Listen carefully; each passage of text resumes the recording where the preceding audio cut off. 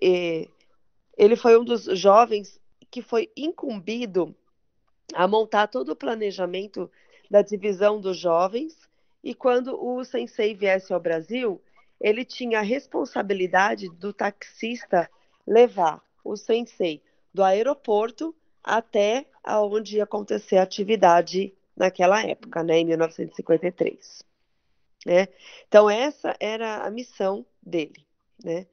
E o que fala nessa matéria, quando ele realmente deu de frente com o presidente Queda, né, que ele sentou lado a lado com o presidente Queda, porque o presidente Queda quis vir junto com ele no táxi, né? Ele falou, eu quero que você vá junto comigo. Aí ele pegou e comentou assim, ó, deixa eu só ver aqui, peraí. Ai, é que é tanta coisa que eu fui grifando. Ah, torne-se uma pessoa valorosa, indispensável no trabalho, na sociedade, com a consciência e a responsabilidade que você deve se representar a Soka Gakkai. Grave este momento de dedicação ao Conselhufo no seu coração. A timidez, o medo, as fragilidades deixam de lado. Se torne um verdadeiro homem empático. Crie essa condição na sua vida. Né? Então, na época, ele tinha grande dificuldade de falar o português, até hoje, né, gente, para quem conheceu ele. Ele deu várias reuniões para a divisão das moças.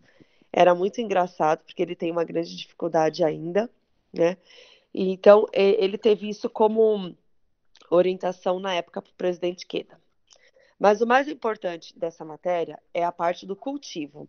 Então, o que, que o budismo se embasa? Né? A sabedoria budista entende-se que o coração humano é volúvel, né?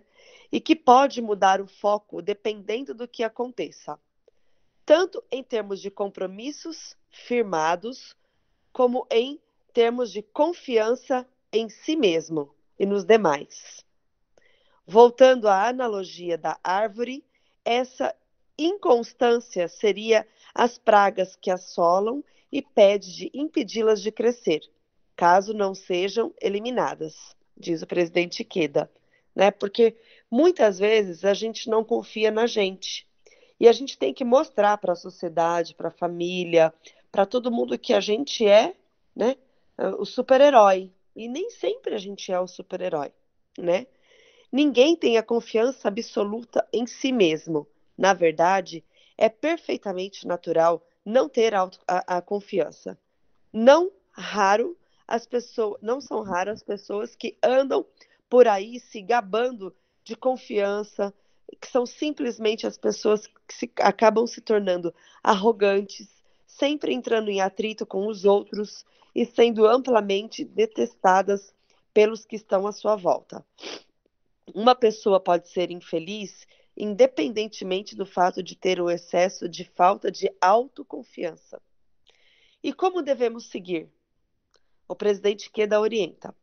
O importante é que vocês brilhem a sua vida na sua maneira. Vença os seus desafios diariamente e que se desenvolva de forma mais adequada e natural. Tudo o que você precisa fazer é continuar progredindo enquanto avance firmemente em direção aos seus objetivos. Afinal, você é você, não a outra pessoa. Não há necessidade de comparar-se com os demais. É a sua vida. A questão vital é que realmente pensa e sente nas profundezas da sua vida. O budismo, ele expõe um princípio da cerejeira, da mexeira, do pessegueiro, do damasqueiro, que segundo cada qual tem uma características únicas, né? Cada fruto tem uma característica única. Mas tem um princípio correlacionado ao de revelar a sua natureza intrínseca, né, que é dentro da gente. Por isso é indispensável recitar o Nam-myoho Renge-kyo, pois possibilita que revele o seu estado de Buda inato, assim como você. A oração só, a oração não só lhe proporcionar maravilhosamente e fundamental autoconfiança na sua vida, como também adornará e dignificará a sua vida com o brilho do seu potencial verdadeiro. Então, ele fala 4 pontinhos para a gente poder terminar, para a gente ter a autoconfiança. O primeiro é reconhecer e fazer brilhar o nosso melhor aspecto, com a recitação do Daimoku, elevando o que pensamos, o que sentimos nas profundezas da vida. Porque tem dia que a gente não tá com um semblante muito bom, tá meio bravo, tá meio estressado, e aí faz um pouquinho de Daimoku, já, né? Melhora tudo. Esse é o primeiro ponto. Segundo, tratar as pessoas quando a situação de envolvê-las com integridade e empatia, promovendo o entendimento por meio do diálogo, com base em uma lógica coerente e expressa de forma clara. Eu gosto muito de usar esse termo do diálogo. E o meu esposo fala que eu tenho a mania de falar bonito. Daí eu falei, deve ser porque eu leio, né? Então, assim, toda vez que ele fala, o que você está fazendo? Eu falo, estou lendo bonito, estou aprendendo palavras. Porque a gente tem que se tornar uma pessoa empática. Isso para mim é muito difícil, porque eu já tenho uma predisposição em ser brava. Então é difícil para mim, mas eu vou conseguir. Buscar, o terceiro buscar constantemente as orientações do mestre para que possamos servir com verdades para o nosso crescimento. Então, assim, a gente está embasado no que a gente está falando. E por último, é cumprir o que nós prontificamos a fazer. Hoje, com seriedade e atenção em cada detalhe. Porque a gente determina, mas fazer é outra coisa, tá bom? Então, isso daqui é para a gente poder começar a refletir um minutinho sequer no nosso celular, na nossa cara, no que a gente fala para o próximo, né? Será que eu preciso mesmo falar isso? Né? Eu tenho conseguido bastante nesses últimos 1 mês e meio mudar muito assim, Thaís. Eu achava que, nossa, não ia conseguir. Então, para mim, essa matéria foi de grande valia, tá bom? Obrigada e boa noite. Obrigada, Thaís. Ótimo. Obrigada. Muito bom. Obrigada. Vamos ouvir então um relato de experiência da Silvia. Nossa, já? Olá, gente, tudo bem? Desculpa o atraso, eu estava trabalhando ainda aqui. Nossa, tá sendo uma correria aqui para mim. Inclusive, a Thaís até tinha comentado comigo, né? Escreve alguma coisinha, né? Nossa, até para isso eu não consegui fazer, mas vou fazer aqui meu relato super rápido aqui para vocês. E eu peguei, assim, bem o finalzinho, né, da matéria que ela estava explanando aqui, e eu super me identifiquei, né, com essa matéria, porque o ano passado... Ai, primeiro, deixa eu me apresentar, né, que tem pessoas aqui que não me conhecem, tem pessoas... Acho que a maioria me conhece aqui, mas vou me apresentar. Eu sou a Silvia Mayumi, eu sou casada com o Marcelo, tenho um filho de 3 anos, o Eric, e tenho um filho peludo também, que ele é o filho mais velho, né? Que é um Golden de 9 anos, e que ele foi um treinamento para mim, né? De ser mãe, e que hoje eu consigo lidar bastante coisa com o Eric, né? Nada muito desesperador. E sou Fukushi, né? Filha de budista, tenho essa maravilhosa oportunidade, né, e boa sorte de ter na família, e me considero sim uma pessoa super de boa sorte, né, além de a gente ter isso na família desde os nossos avós, né, e assim, eu vou contar uma parte da minha vida, assim, que acho que alguns devem saber, que eu perdi minha mãe muito nova, minha mãe faleceu quando eu tinha 21 anos, e não sei se vocês conhecem a Maria Noriko Shimada, né? E para mim, assim, desde que ela faleceu, para mim era assim, era um buraco que tinha dentro de mim, né? Porque ainda mais para uma mulher, tudo, eu sou filha caçula, única mulher, né? Tenho 2 irmãos mais velhos que eu. Então, para mim, nossa, foi assim, no momento que ela mais me fez falta, né? Porque era onde que eu estava me desenvolvendo como mulher, né? E ela não esteve do meu lado para acompanhar tudo isso, até para me orientar por muitas coisas, né? Mas ao mesmo tempo, assim, eu vejo que a ausência dela me deu muita força, muita oportunidade de eu correr atrás das minhas coisas, sabe? E o que eu senti muito mesmo é de não poder compartilhar com ela, né? Até os meus momentos bons, os ruins, né? As choradeiras. E uma coisa que eu posterguei muito foi a minha maternidade, porque eu me sentia muito insegura. Porque eu sempre pensei, eu falei, eu não tenho mãe para me ajudar, eu não tenho ninguém para me ajudar, né? Então, minha sogra era viva na época até, mas assim, eu via que ela, como ela foi uma pessoa muito sofrida também, então acho que ela não dava essa oportunidade de, de eu acolher ela como mãe, né? Então ela sempre me deu uma barreira. Só que assim, ao mesmo tempo eu falava, será que sou eu que sou muito fria também, né? Mas ao mesmo tempo eu respeitei o lado dela, então eu não queria invadir o sentimento dela, né? Então, assim, eu respeitei, não maltratava, a gente nunca brigou, a gente se dava bem, tudo, mas ela era com todo mundo, assim, era super fria e tudo mais. E ela não é japonesa, tá, gente? E então eu tinha um carinho muito grande por ela e tudo mais, assim, mas eu não queria também contar com ela. Tipo, eu não vou engravidar e contar com a minha sogra, né? Então eu fui postergando, postergando. Chegou um momento que eu falei, não, eu preciso ter filho, porque o casamento chega um momento que pede um filho, né? Até então eu substituí meu filho por um cachorro, então eu peguei o cachorro primeiro e aí eu vi que ele já não estava mais suprindo essa necessidade. E aí, quando eu completei, acho que os 33 anos, mais ou menos, eu falei, não, agora eu preciso, né, ter um filho e vou começar a tentar.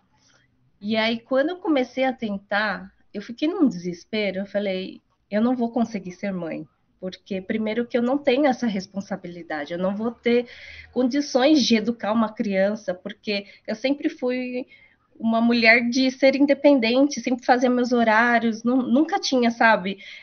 Eu sempre trabalhei fora, trabalhava muito, desde as 7 da manhã até às vezes 10 da noite, e ia para academia, assim, nunca tinha tempo para ficar em casa, né?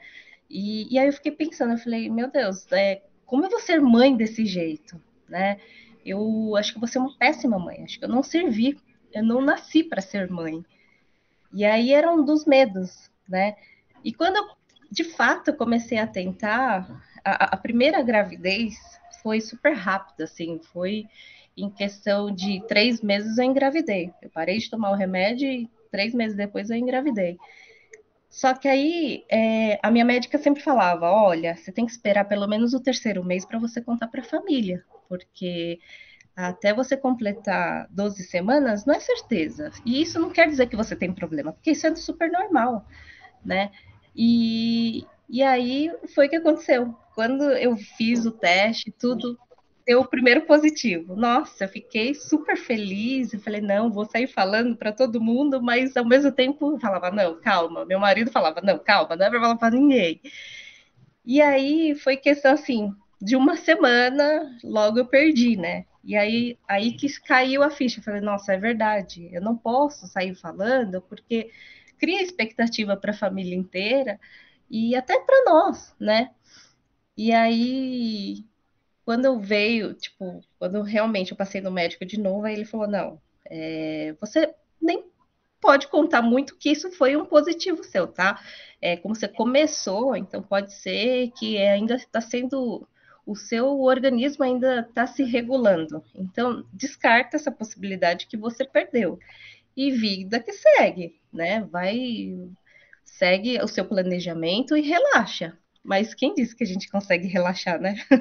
Nessa ansiedade, fica tipo, todo mundo fala que quando você vai chegando no próximo aos 35 anos, a probabilidade de você engravidar é mais difícil. Nossa, e aí eu tinha amigas que não conseguia, eram várias pessoas, né, ao redor que você via que estava não estava conseguindo engravidar e que, tipo, todo mundo fala assim, tipo, desde quando você é mais nova, você escuta da sua mãe, né? Não, você tem que tomar cuidado de engravidar.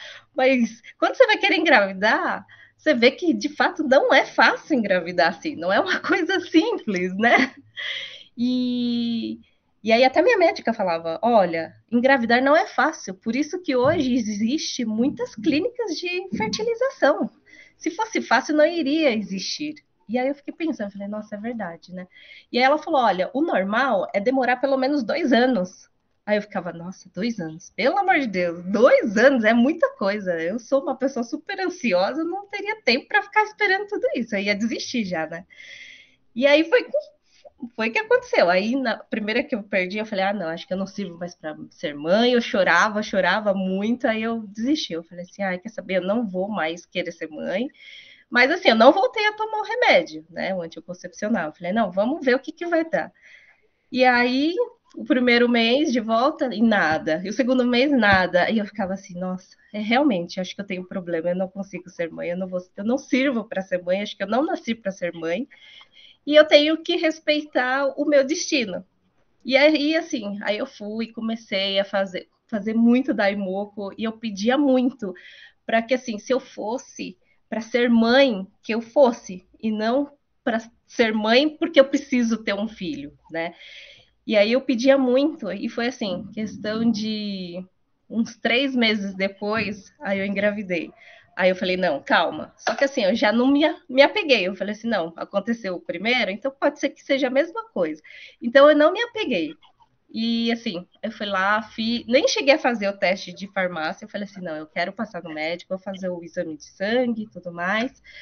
E aí deu positivo. Só que aí você tem que refazer depois de um tempo. E aí, e mesmo assim, eu não estava apegada. Eu ficava assim, não, acho que eu não sei se é para eu ficar grávida mesmo. Então eu esperei, acho que depois de 2 semanas que tem que refazer, fiz o segundo, aí sim. Aí eu vi que realmente, não, agora eu estou grávida. Mas ainda tem que esperar as 12 semanas. Então, ou seja, tinha que esperar aquele tempo que era eternidade para mim. E a minha família já, né, meus primos, sempre perguntando, e aí, né, quando? Porque eu não falava para eles que eu estava tentando, porque senão a ansiedade cria mais ainda, né? E aí, quando eu fui ver, eu falei, nossa, aí deu o tempo das 12 semanas, e aí eu contei que eu estava grávida, e aí o medo começou a bater. Falei, nossa, realmente agora eu estou grávida. E agora? Como que eu vou fazer, né? E aí eu ficava, e agora? Como eu vou fazer? Será que depois que eu nasci tudo bem que eu tive, né, licença maternidade por 6 meses, mais as férias, então eu fiquei bastante tempo com meu filho, mas eu ainda já pensava, falei, e agora? Quando ele der esse prazo, como eu vou fazer? Eu vou deixar ele o dia inteiro na escola, e aí eu já começava, sabe, sofrer, ficava, ai, não, imagina, é uma criança muito pequena, não tem nem 1 ano, já vai para a escola, ficar o dia inteiro, sabe? E chorava, e chorava. E aí eu ficava assim, não, eu vou parar de trabalhar. E aí eu sufocava meu marido, eu não deixava meu marido ir nem na esquina, porque acho que o meu puerpério, né, o pós-parto foi muito forte. Eu só chorava, e aí eu até achava que eu estava com depressão pós-parto, né? Só que ao mesmo tempo eu sentia uma felicidade tão grande de ter o meu filho e que eu lembrava do que as pessoas falavam. Não se preocupe que junto com o filho nasce uma mãe, porque eu não sabia, eu não tinha uma pessoa para me ajudar para dar banho, eu não sabia não sabia nem pegar num bebê direito, porque eu sempre tive medo de pegar num bebê recém-nascido. E aí eu ficava, meu Deus, e como eu vou fazer? Nossa, foi incrível. Acho que do dia que ele nasceu, eu já peguei ele com uma mão, não tinha medo nenhum, e até mesmo para amamentar. Tudo bem que eu tive a boa sorte também que na minha empresa a gente teve consultoria de uma consultora de amamentação, então eu não tive problema para amamentar, eu consegui amamentar tranquilamente e tive todo o suporte, assim. E quando eu voltei para casa também, eu tive que dar banho, eu mesma fui lá, dei banho, e tenho a boa sorte também de ter um marido que é super companheiro, ele me ajuda para tudo, assim, não tenho o que reclamar, tudo bem que ele não está me ouvindo, ele não pode ouvir, né? Não pode elogiar muito, mas ele é um excelente marido, acho que eu não poderia ter um marido melhor, super companheiro, parceiro. E assim, hoje o Eric, né, tá com 3 anos e meio, vai fazer 4 ano que vem, super saudável, super uma criança alegre. Acho que eu não poderia ter um filho melhor que esse. E só traz assim alegria para nossa família, né? E é bem isso que até a Thaís estava comentando na matéria, que às vezes você se compara muito com outras pessoas, com a vida das outras pessoas, você acha que só porque muitas pessoas acham que, tipo, o vizinho trocou de carro, eu preciso trocar de carro, ou se ligar mais em coisas materiais e deixar de viver a sua vida, o seu momento de vida, né? O que está passando. E esse tempo você não consegue voltar atrás, né? Então as pessoas às vezes hoje ela deixa de viver esses melhores momentos e são essas pequenas coisas que fazem diferença, né? Hoje, depois que eu tive o meu filho, eu consigo dar valor para qualquer coisa, até uma ida ao mercado com ele, sabe? Qualquer coisinha que eu vejo, que hoje eu tenho. Pode até não ter, eu não troquei de emprego, não tive nada mais, assim, só que só por ele ter vindo, me trazer e ter uma vida, acho que me deu muito mais vida. E não que, assim, eu substituí o sentimento da minha mãe, mas só que parece que eu consegui aceitar o luto da minha mãe, que hoje, assim, eu consigo aproveitar e viver o que eu via que acontecia de bom na minha vida, que eu deixava passar despercebido. E hoje eu curto cada momento, assim, sabe? É uma piadinha, qualquer coisa. E hoje, assim, eu só tenho que agradecer, assim, da forma que hoje eu estou encarando como é a minha vida. E sim, estou me desapegando a bens materiais, assim, tipo, hoje eu faço o que eu quero. Se eu quero ir viajar, não é porque, não, é um lugar que está todo mundo indo, não, às vezes eu prefiro ir, tipo, uma praia aqui, uma ida fim de semana, para você curtir com o seu momento, com as pessoas que você gosta, sabe? Então, hoje eu vejo que isso que é o que importa, sabe? E não viver nesse mundo de materialismo, sabe? De ter, né? Então, assim, hoje eu agradeço a família que eu tenho e tento viver da melhor forma possível, né? E é isso, gente. Acho que falei muito, né? Obrigada, Alice. Silvia, quer dizer. Parabéns. Desculpa. Parabéns, Silvia. Parabéns. Muito bom. Então, você quer contar um relato de comprovação, Thaís? Você... O meu é bem rápido, tá? Não é nem tanto assim comprovação, mas foi um fato que aconteceu. Todo mundo aqui me conhece, né? E eu casei o ano passado, sou uma recém-casada véia. Eu, diferente da Silvia, casei bem tarde, porque eu achava que eu não queria casar. Bom, mas enfim, eu casei dia 29 de fevereiro do ano passado e, consequentemente, depois de 10 dias, a gente entrou numa pandemia, né? Não sei se todo mundo aqui conhece meu esposo, mas um dia eu quero muito que ele participe na reunião de final do ano, né? Ele não pratica ainda o budismo, mas a gente eu trabalho na empresa há 10 anos e ele trabalhou 8 anos na mesma empresa, né? E entramos na pandemia, tudo tranquilo, trabalhando, ok, em casa, no home office. Quando foi março desse ano, né? Antes de acontecer o que eu vou falar, eu tinha percebido que a minha vida estava um casamento sem muitos desafios. E isso me preocupa quando não tem muito problema. Não estou falando que tem que ter briga, tá, gente? Mas tem que ter desafios. Então, estava muito na mornice. Não sei se é porque a gente já é mais velho, assim, 40. Velho, assim, né, gente? Não é tão jovem que tem que conquistar tudo. A gente já estava no nosso ramo de atividade profissional, já tinha a nossa casa, então era outras questões. E aí, em março desse ano, numa quinta-feira, 2h30 da tarde. O Vinícius trabalhava no andar de cima da minha casa, desceu com a mochila nas costas e falou: eu fui dispensado. E eu trabalhava aqui na sala onde eu tô, na frente do meu oratório, que é na mesa de jantar, porque a gente não estava preparado para ter escritório nas nossas casas. E aí eu olhei assim, pensei que era banco de horas, eu falei, mas você já saiu da empresa? Ele, Thaís, eu fui demitido. Eu, quê? Eu fui demitido. E aí, por acho que 2 segundos, 2 frações de segundos, eu pensei assim, e agora? Né? Porque a gente tem conta, tem uma casa para pagar que a gente tinha acabado de comprar, tem um monte de compromisso, então eu me preocupei por 5 segundos, assim. Só que na hora que eu abri assim o olho, eu estava de frente para o Gorronzo e pro oratório. Eu falei, eu não vou ficar com medo e nem esmurecer. Tudo vai ser desafiado na frente do oratório. Eu vou fazer daimoku para eu ter sabedoria. Ele colocou um tênis, colocou uma bermuda e foi fazer uma caminhada lá na Kennedy, que eu moro perto da Avenida Kennedy, né? Aqui do Golden. E ele saiu.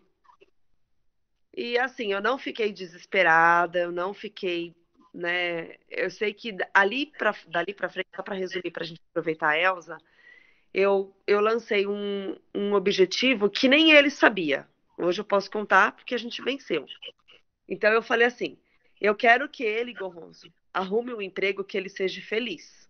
Porque no emprego que ele já estava, eu ficava numa sinuca de bico porque eu gosto do meu emprego e ele não gostava.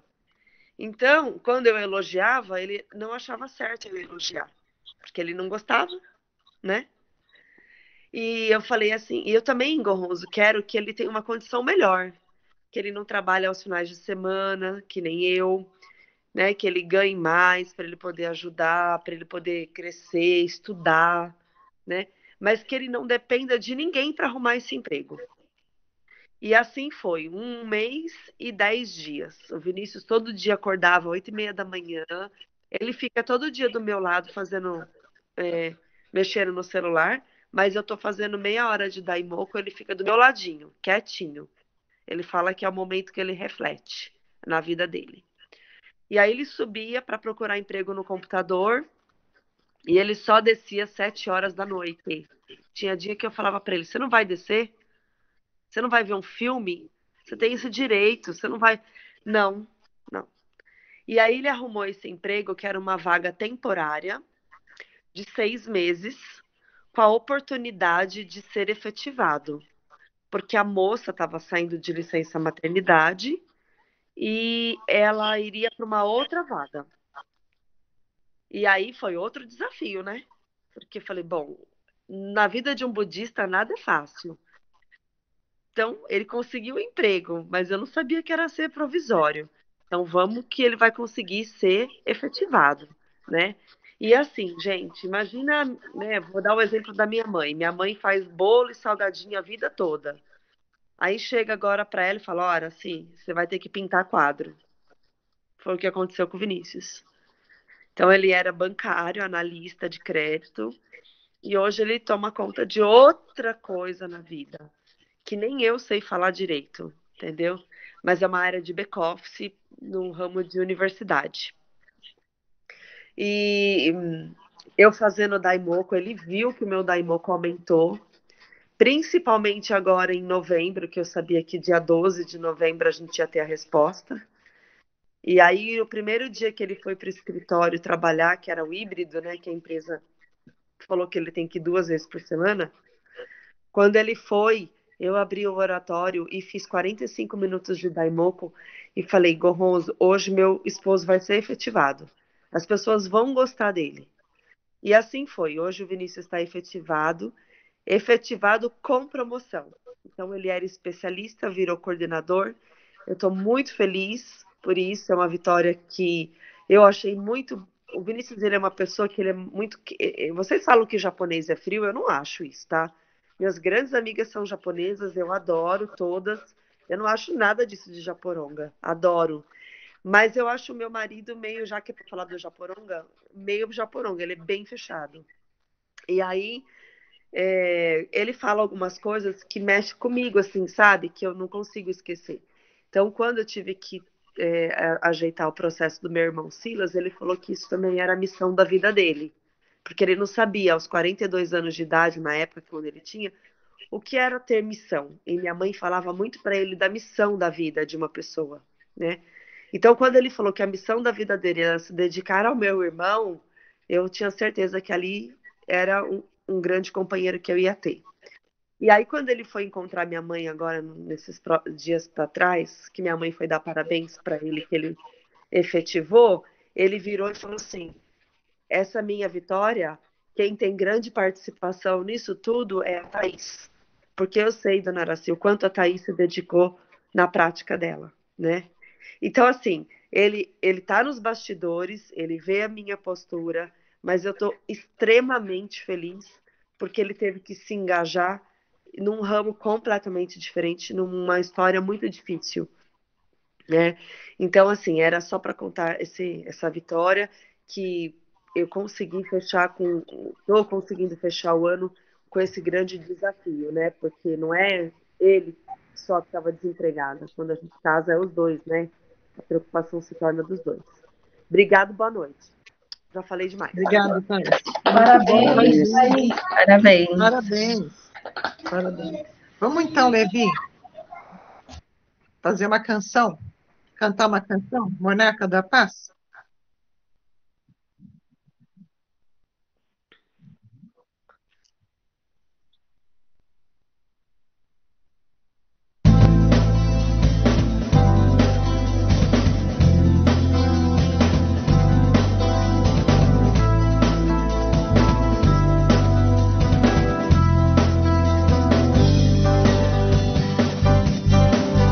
Conquistar a vitória infalível, transmitir alegria e força, levantar-se só, eis nossa grande missão.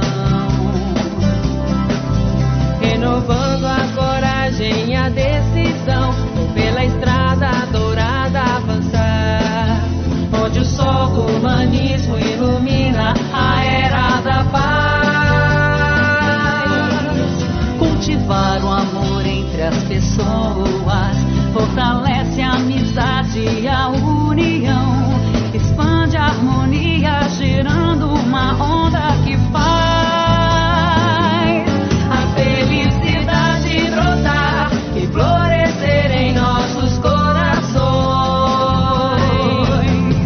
Jovens, fonte de luz e esperança, homens, mulheres de fibra e paixão, monarcas da era da paz.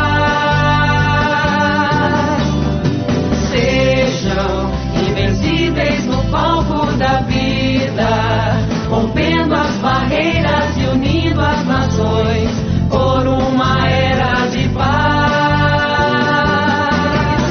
Cultivar o amor entre as pessoas fortalece a amizade e a união, expande a harmonia, gerando uma onda que faz a felicidade brotar e florescer em nossos corações. Jovens, fonte de luz e esperança, homens, mulheres de fibra e paixão, monarcas da era da paz. Ergam bem alto o bastão da justiça, criando uma história de glória, eis nosso grande ideal. Amizade também, né? A amizade também é uma confiança, né? E também diz que existem 3 tipos de amizades, né? Engraçado que quando eu estava lendo essa matéria sobre 3 tipos de amizade, a gente percebe exatamente o que é a amizade que a gente tem dentro da Gakkai, né? Talvez não seja aquela amizade que a gente sai para um shopping, vai almoçar, vai jantar, vive na casa dos outros, né? Tomando cafezinho, né? Mas é aquela amizade que mesmo não mantém esse contato constante, né? Quando a gente se encontra, né? Aquela alegria de estar vendo a pessoa, de estar, né? O desenvolvimento dela, o crescimento delas, as conquistas delas, né? Compartilhar o sofrimento, né? Orar junto para que supere a dificuldade que a pessoa esteja passando, né? Isso realmente, né? A gente sente que é a própria amizade verdadeira, né?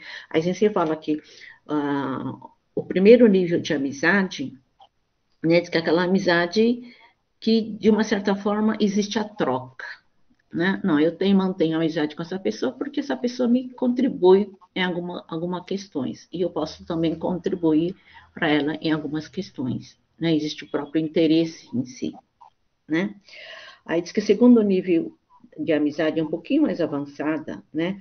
Onde os próprios amigos têm um objetivo, têm uma visão clara, compartilham esses objetivos, né? Mas não tem a questão de construir o futuro juntos, né? E a terceira amizade, que é a amizade indestrutível, um laço de companheirismo, né? Ele fala que o terceiro nível de amizade é o laço formado por companheiros que compartilham as mesmas ideias, uma amizade em que cada um realmente se dedica ao outro. Esse tipo de amizade que existe no mundo da fé, né? Então, é aquilo que realmente a gente vê constantemente no sentido de que cada uma de nós, independentemente de estarmos sempre juntos ou não, né, estamos em busca da nossa própria felicidade, das nossas vitórias, dos nossos benefícios e compartilhando essa alegria, né? Então ele fala que muitas pessoas que alcançaram grandes realizações na história tiveram esse tipo de amizade. E amizade entre pessoas que têm o mesmo espírito e que dão a vida para realizar uma causa comum. Esse tipo de amizade exige uma confiança absoluta. Os verdadeiros companheiros nunca se traem, nem mesmo sob a ameaça de morte. Eles nunca traem a si próprio, nem seus amigos e nem seus ideais, né? O nosso ideal, o que é? É o nosso Oceano, né? Então, ele retrata o livro Cidade Eterna, que esse ano nós estudamos dentro da SEDUC.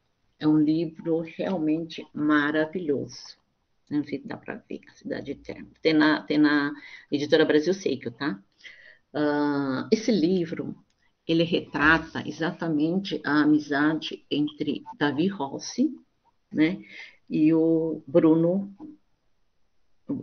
Davi Rossi e o Bruno, né, onde ele fala o seguinte, que a história passa em Roma, né, na virada do século XIX, a Itália está ameaçada por forças estrangeiras e o governo corrupto, né, as pessoas estão sofrendo muito, e o herói do romance, que é o jovem revolucionário Davi Rossi, e seu grande amigo Bruno Rocco, né, ele sente o sofrimento das pessoas como se fosse o seu próprio.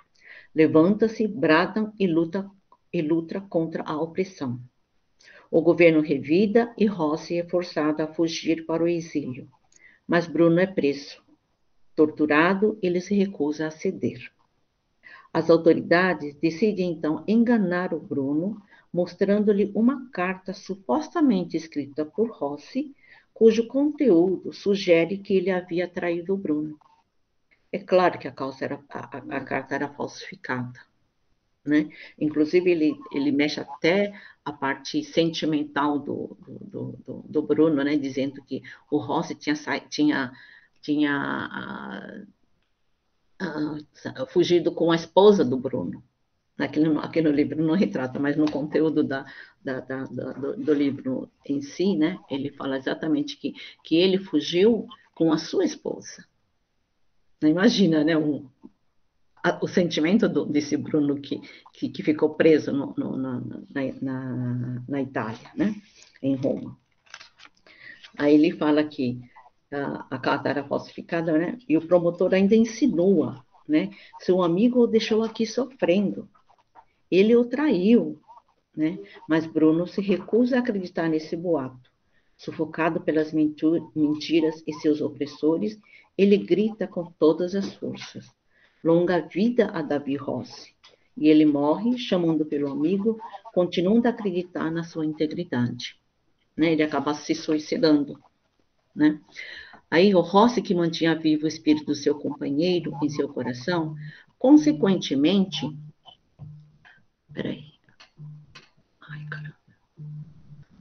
Consequentemente, abre o caminho para concretizar o ideal de ambos que acalentaram de ter uma cidade eterna em que as pessoas convivessem em paz e felicidade.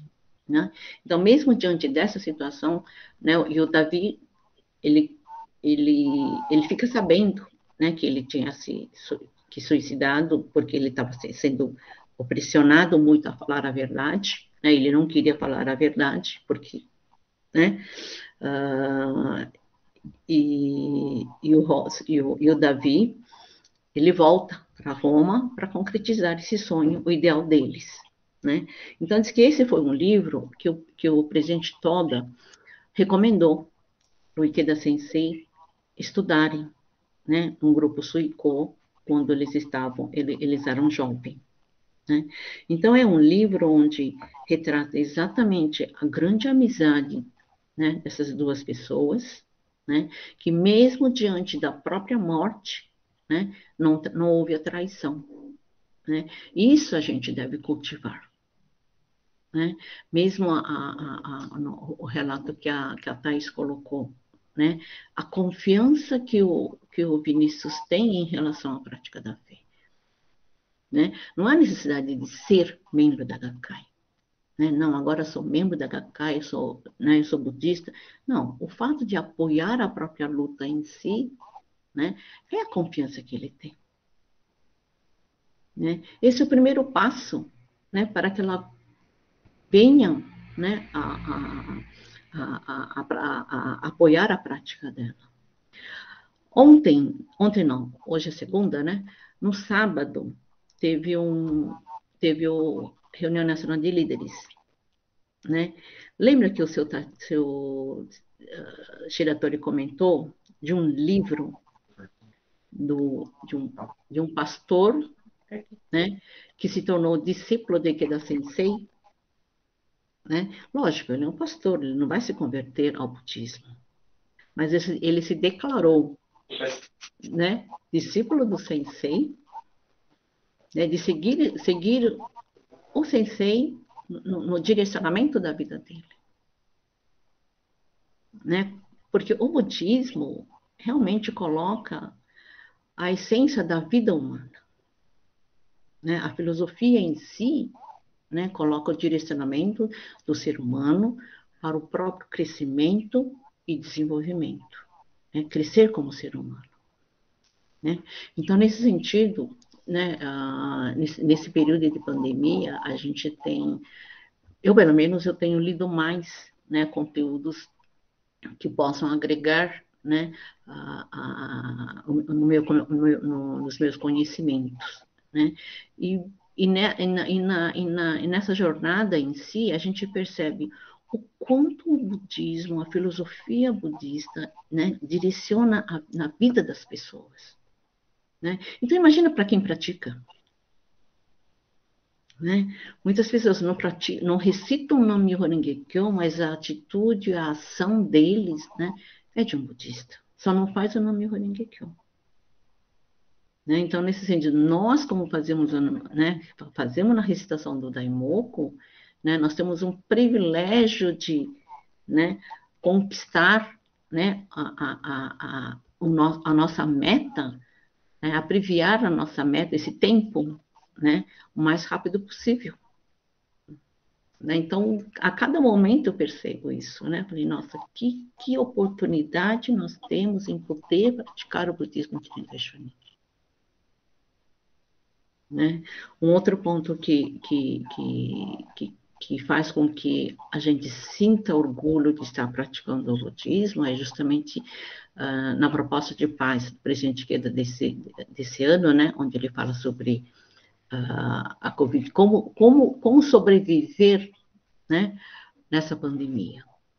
né, de que maneira a gente deve se comportar diante né, dessa pandemia. Então, a grande preocupação do sensei é justamente o quê? Né? Ele não fala, né, a preocupação dele, além dos cuidados que nós temos que ter com a Covid, né, com esse vírus, né, ele fala que a preocupação maior, né, é da sociedade em si, né, não respeitar, né, o direito do ser humano, né, através do quê? Da discriminação, né,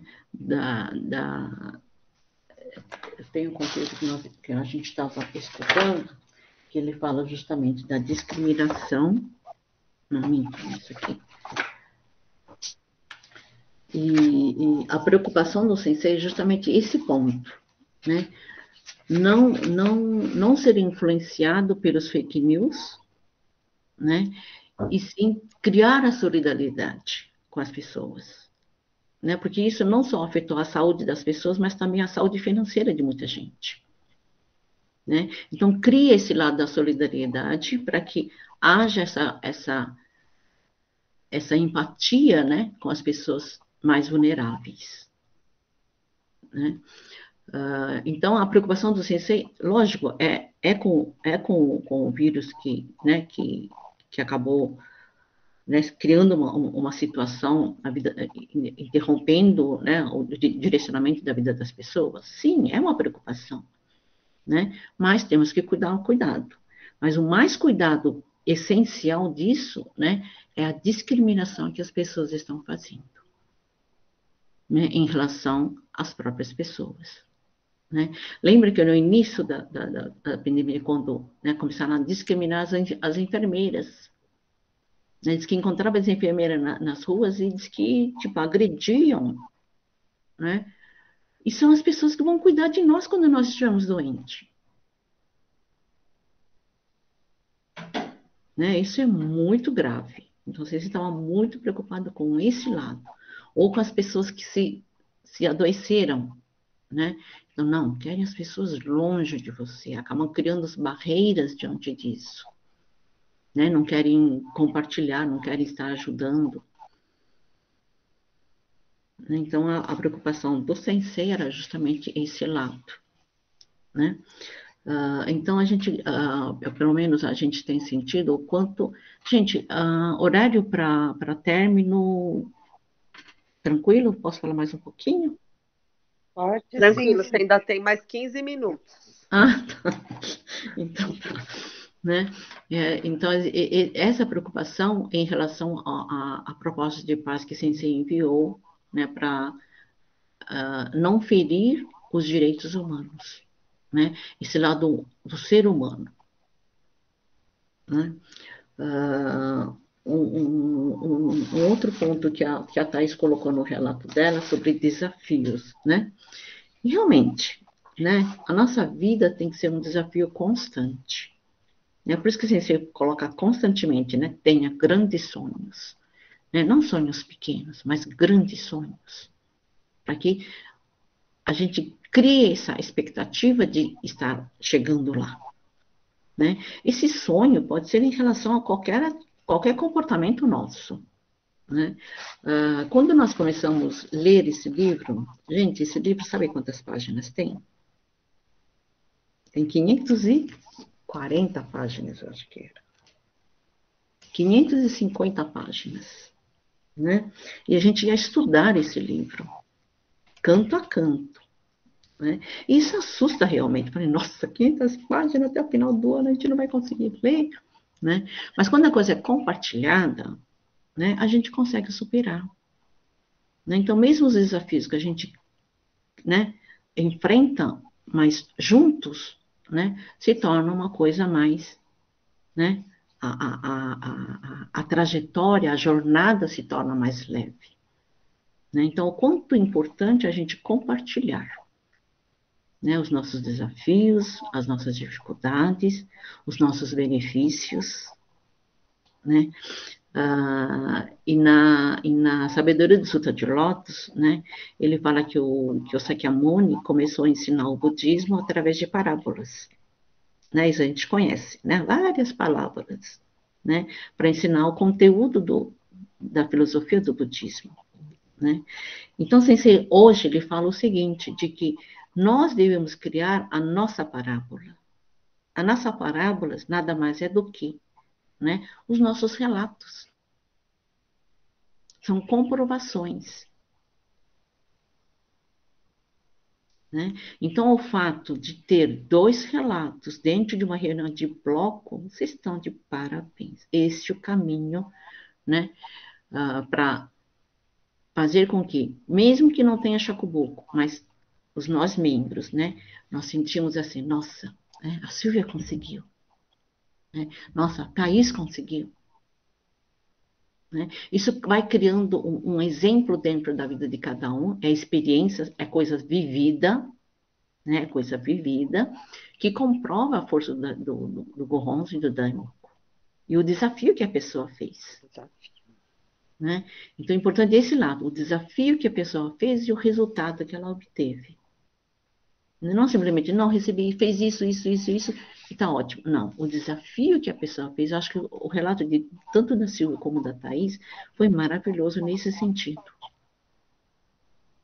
Né? O desafio que ela criou diante da situação, através do próprio Daimoku em si, da bagagem que a vida, né, criou nas condições dela ser um Fukushi, né, da prática da mãe em si, né, isso resultou, né, nesse desafio, nessa luta. Ô, Elza, mas só agregando uma informação, eu não lembro a data. O ano passado nós tivemos uma reunião da divisão feminina, que foi passado, acho que terminou quase meia-noite, até passou, que era passada lá pelo Japão. Teve um virtual. Sim. A gente já estava no novo normal, e aí eu lembro que, né, a Jo, a Ana Célia falou, gente, vai ficar até tarde. E o Vinícius falava, você está tendo reunião do budismo agora? Eu falei, mas é o horário do Japão. Do Japão. E antes disso, teve várias DFs passando pela parte da pandemia que eram promovidas. Sim. Que a empresa estava crescendo, que elas viraram diretoras. E quando aconteceu isso aqui no Brasil, que eu vi, né, as pessoas estão passando e tudo está muito diferente hoje, né, o preço de tudo, das coisas, eu falei assim, eu vou desafiar que nada de mal vai nos acontecer. E não é na minha família, né? Porque é na minha comunidade. Eu acho que um fator muito importante que você comentou é quando a gente tem esses laços da comunidade. O Bloco Beatriz, ele presenciou várias situações na minha família que eu tenho certeza que cada um aqui fez um Daimoku diferenciado para a gente ser vitorioso. Exatamente. Eu não tenho dúvida disso, né? E por isso que eu também hoje, vendo o Geraldo participando, é um membro que a gente também se dedica no Daimoku. Porque eu hoje, às vezes eu sou cobrada porque eu não tenho milhões de amigos. Mas eu sei muito bem quem são os meus amigos, né? Como diz o Roberto Carlos, os amigos de fé, meus irmãos camarada. Então é aqui, né? Mas era só isso que eu queria falar. Desculpa. Não, exatamente. Então é isso que, né? O quanto é diferente estar praticando o budismo. Né? De que maneira a gente está encarando toda essa pandemia? Né? O direcionamento é outro. Né? Então, ter a gratidão realmente de estar podendo praticar o budismo. Né? E o dia 18, nós compartilhamos 91 anos da Soka Gakkai. Né? 91 anos. Né? Lembra que a gente, quando falava 2030, parecia tão longe? Né? E está logo aí. Né? Então, nesse sentido, fazer com que nossa vida em si realmente seja, né, seja válida no sentido de estar fazendo não só a mim, na minha vida, mas aos nossos companheiros. Né? Compartilhar tudo isso. Então, em relação a esse espírito de gratidão em si, né? Não precisa começar, não, então tem que fazer Shakubuku. Não, o Shakubuku naturalmente vem né? Quando nós sentimos, evidenciamos esse sentimento dentro do nosso coração. Né? O Chacabuco para o século XXI é justamente esse lado, onde a gente mostra a benevolência, a persistência, né? A valorização da vida humana, o respeito aos nossos companheiros, né? E ter a certeza de que cada um de nós temos um grande potencial a ser evidenciado. Então, é isso que gostaria de estar compartilhando, né, com vocês, né, o fato da matéria ser realmente cultivar a confiança, né? Eu acho que a gente tem exatamente esse ponto onde criar essa confiança, criar né, essa credibilidade em relação às outras pessoas, mas também isso, né, não podemos em nenhum momento, né, vacilar. Né? Se a gente pisar no falso, acaba destruindo todo aquilo que nós construímos. Então, esse cultivar, né, através do nosso Daimoku, né, para que realmente tudo que nós estamos expressando, né, direcione da maneira como o nosso coração deseja em relação aos nossos companheiros. Tudo bem? Né? Porque às vezes a gente coloca, né, não, minha intenção não era essa.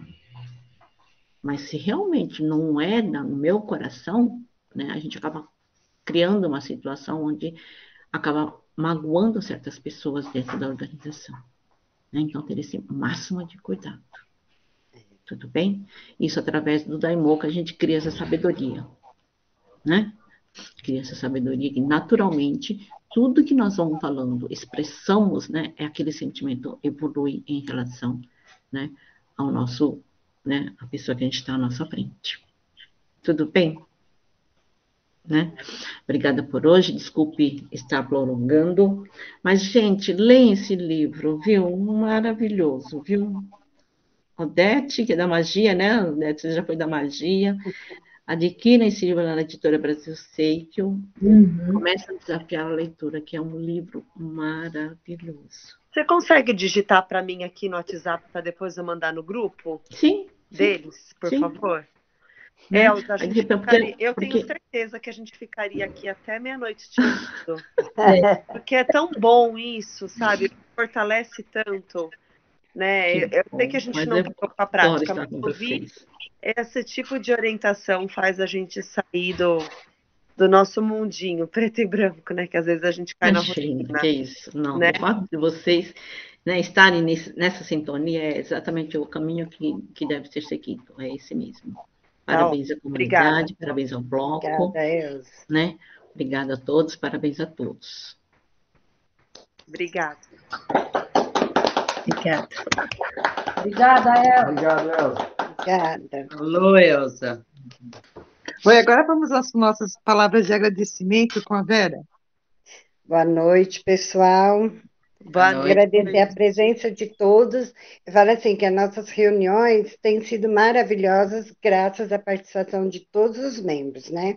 Parabéns a Silvia e a Thaís pelo relato. E lembrando, gente, que faltam 39 dias para acabar 2021. Então, vamos correr, que ainda vamos concretizar objetivos nesses 39 dias, né? Beijo para vocês, boa noite, tá? Boa noite, Vera. Tchau. Boa noite, Vera. Obrigada por tudo. Boa noite. Agora eu agradeço. Então, obrigada, embora, viu, Boa noite. Obrigada, imagina, beijo. Vera, eu te agradeço. Beijo. Eu vou comprar o livro, vou ler. Ah lá, a Lívia está falando alguma coisa. Viu? Ah, é.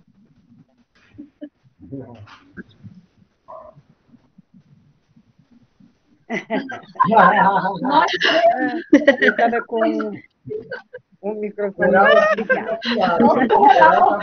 Ai, Levi, você é o melhor. Tchau, real.